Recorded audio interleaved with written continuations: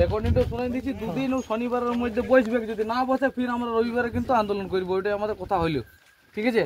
এবারে আমাদের গল্প হচ্ছে দুদিন আমাদেরকে দেখতে হবে, যার নেতৃত্বে করলাম সে ফোন করি যদি বলিস হচ্ছে, যেহেতু সাহেবের কথা অনুযায়ী সাহেব যাকে নিয়ে বসতে হবে, যে মাথা আর কি সে বাইরে আছে, সে দুদিনের মধ্যে এখানে ঢুকবে।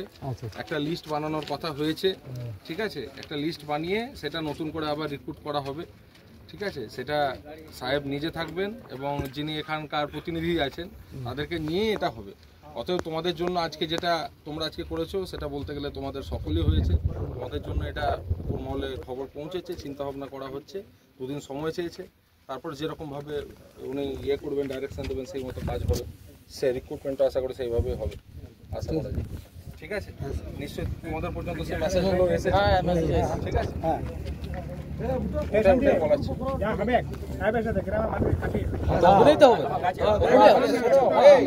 নেতৃত্বে তোমরা এটা করেছো, তারই তো বক্তব্য। আবার কি আছে, সে তোমাদের তার সাপোর্টে তো তুমি এটা করতে পারো, তার সাপোর্টে তো এটা করতে পারলে। তারপর পুলিশ প্রশাসন সামনে বল, সামনে বল, পেছনে বল, না না যে বলবি সামনে বল, চুপ করে। তোমাদের পুলিশ প্রশাসনের দিক থেকেও ইয়ে হয়েছে, ঠিক আছে। পুলিশ স্পটে ছিল, তোমরাও যেরকম সহযোগিতা করেছো, পুলিশের দিক থেকেও সহযোগিতা করেছো, ঠিক আছে। অতএব আশা করি আর এই ধরনের কিছু ইয়ে হবে না। এখনকার মতো সাময়িক যেটা ইয়ে হলো সেটা ইয়ে করো, তারপর দুদিন পর যেটা অর্ডার হবে সেরকম কাজ হবে। আমরা চাই যাতে আর এখানে না আসতে হয়,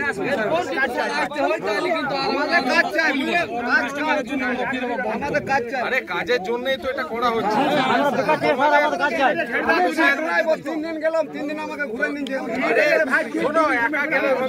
আমার বক্তব্য একটু শুনিলে, স্যারের কাছে কোম্পানিরও সবাই আছে স্যার, আমার একটাই বক্তব্য, যেমন আর যাতে আমাদেরকে এরকম না করতে হয়, নাহলে কিন্তু আর আমরা আন্দোলন তুলব না। আর যাতে আমাদেরকে না তুলতে হয়, ঠিক আছে। আর কথা বলি, ঠিক আছে, যেটা হয়েছে, যেরকম ডাইরেকশন হয়েছে সেটা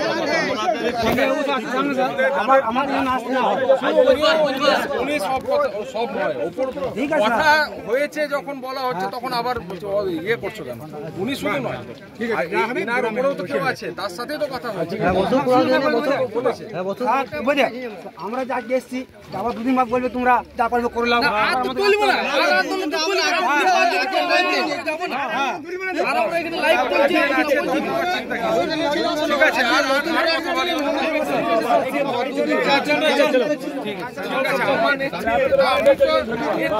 আমাদের এখানে মাথা আরো অনেক আছে, আমাদের নেতৃত্বে